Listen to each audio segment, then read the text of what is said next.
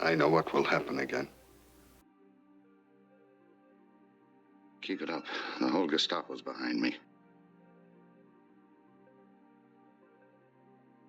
Marlon Brando and Brynner, two of the biggest stars of the 60s. A World War II thriller about a German pacifist blackmailed into boarding a Nazi freighter. The film got 2 Oscar nominations, and yet nobody saw it. Brando plays the demolitions expert who's hiding out in India in 1942, living comfortably and wanting absolutely nothing to do with the war. Then British intelligence finds him and gives him a choice. Board a German freighter carrying rubber from Japan to France, pose as an SS officer, find the scuttling charges and disable them so the Allies can capture the cargo. Do that or get deported back to Germany where he'll end up in a concentration camp. So Brando takes the job and boards this ship, and the captain is Brynner. Brando had admitted publicly that he only took the role for the money, and when Fox made him do press for the film, he was apparently such a nightmare that the studio just gave up and released him from his obligations. The movie died without anyone promoting it. Brynner deserved better than that. He's the reason to watch this movie. Critics at the time said he completely upstaged the bigger star. This might be the best performance of his career. Joseph Losey was an American director. In the early 50s, someone gave his name to the House Un-American Activities Committee, called him a communist. Losey didn't stick around to fight it. He got on a plane to England and never came back. In 1964, he made King and Country. It's set in 1917. A British soldier named Private Hamp has watched everyone in his company die around him. 3 years of mud, rats, and bodies. One day he just walks away from the front. They pick him up and charge him with desertion. Dirk Bogarde plays the officer assigned to defend him. At first, Bogarde's character thinks this guy is a coward and a simpleton, like this is going to be a formality before they shoot him. But the more time Bogarde spends with this man, the more he starts to understand what 3 years of constant death actually does to a person. People compare it to Kubrick's Paths of Glory, but this one's smaller and more claustrophobic, and the ending is devastating. It's actually based on real events. During World War I, over 300 British soldiers were executed for desertion or cowardice. The source material was written by a man who'd actually served as a defense attorney in those court-martials. This one has a premise so clever I'm surprised nobody's remade it. It's May 31st, 1944. An American intelligence officer named Major Pike has just attended Eisenhower's final briefing on the Normandy invasion. He knows everything: the date, the beaches, the whole plan. They send him to Lisbon to confirm the Germans still think the attack is coming at Pas de Calais.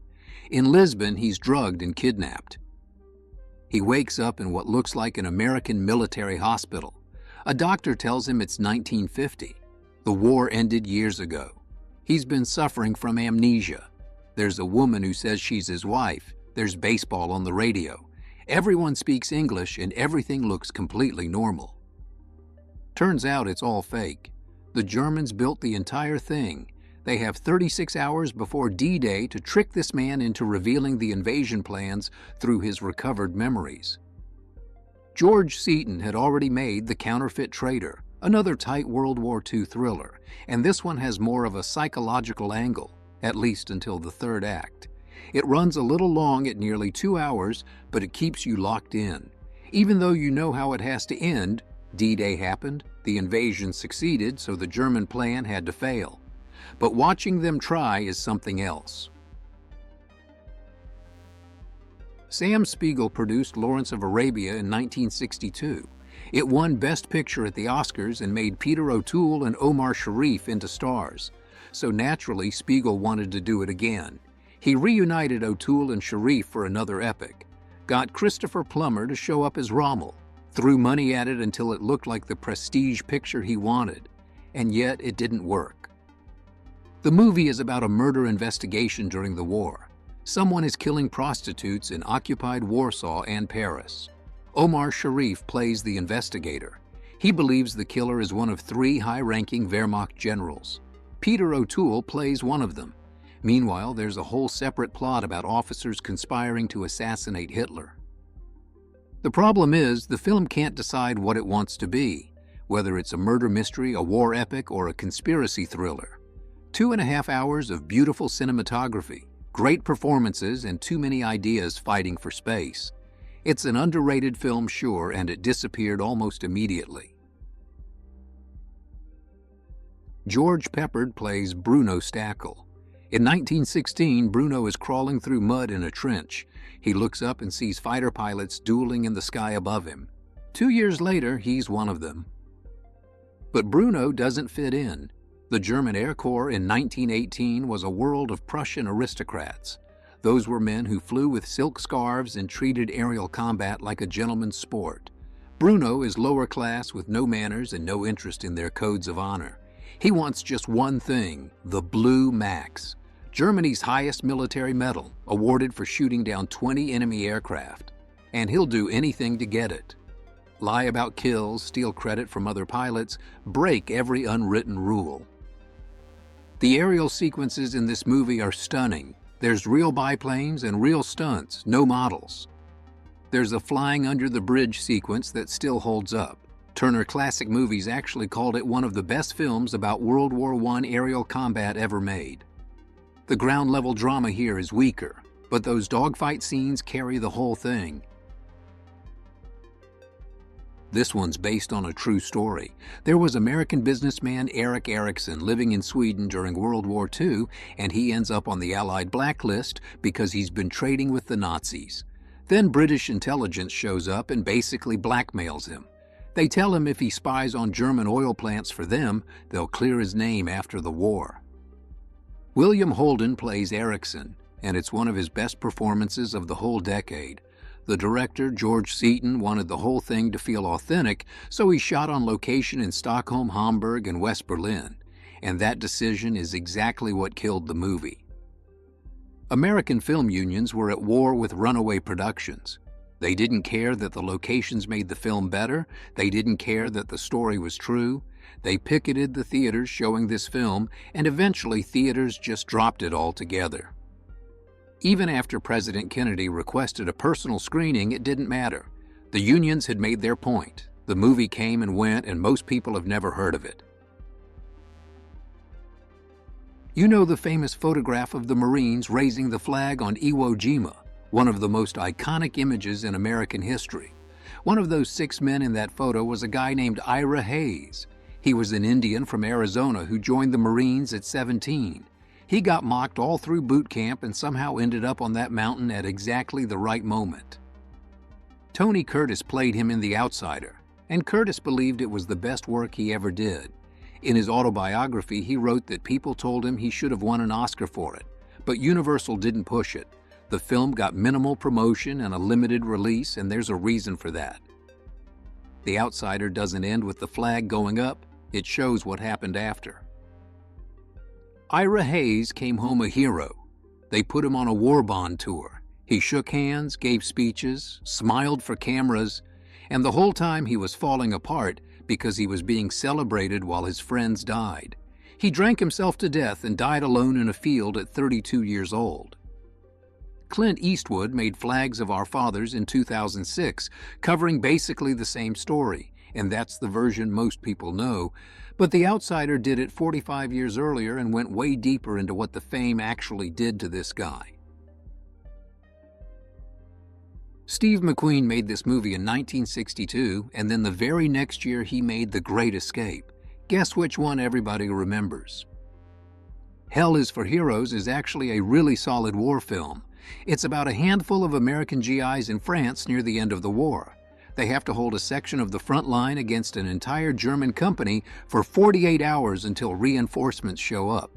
McQueen plays a decorated combat vet who's been broken in rank, super hostile, can't function unless he's fighting. It's a great setup, but all the behind-the-scenes drama ruined the movie.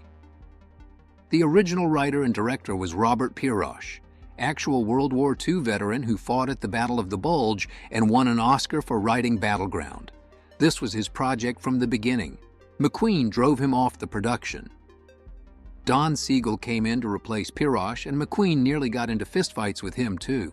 McQueen was furious at his agent for underselling his fee and for passing on another movie he'd wanted, so he basically took it out on everybody around him the entire shoot. Paramount looked at this troubled production with a difficult star, decided it was just a B-movie, gave it almost no promotion, and actually pulled the plug before it was even finished. Robert Ryan spent years trying to escape being typecast as villains, so when they offered him the role of Claggart in Billy Budd, a sadistic master-at-arms torturing a young sailor, he really didn't want to take it. He took it anyway, and it's one of the most memorable villain performances in cinema history. The movie's set in 1797 on a British warship. Terence Stamp plays Billy Budd, this sweet, naive kid who gets forced into naval service. The whole crew loves him, but Claggart decides to destroy him. Ryan plays Claggart as deeply intelligent and deeply cruel, and watching him go after this innocent kid is genuinely hard to watch. The critics loved it. 5 BAFTA nominations, including Best Film. Stamp got an Oscar nomination for supporting actor in his film debut and won a Golden Globe. Even Pauline Kael, who was famous for hating everything, called it one of the best films of 1962. But the timing was unfortunate. Mutiny on the Bounty came out the same year with Marlon Brando, a massive budget and a huge marketing campaign. Billy Budd got completely overshadowed. This one's set in a Japanese camp in Singapore at the very end of World War II. There are thousands of British and Australian prisoners just rotting away. There's no fence because there's nowhere to escape to. There's only the jungle and the ocean. Everyone is starving to death, except for this one guy.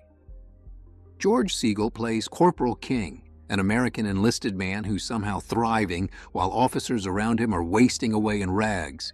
He's clean-shaven, well-dressed, well-fed.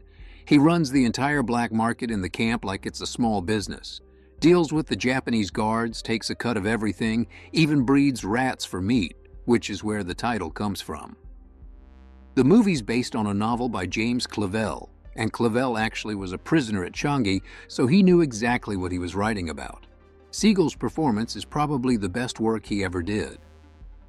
But it completely bombed at the box office, and everyone blamed everyone else. Clavell said the director ruined it by turning it into character studies instead of following the plot. The director said the marketing campaign was misleading. It's a great movie, but it asks what people will do to survive. And in 1965, that wasn't a question America wanted to hear about its soldiers.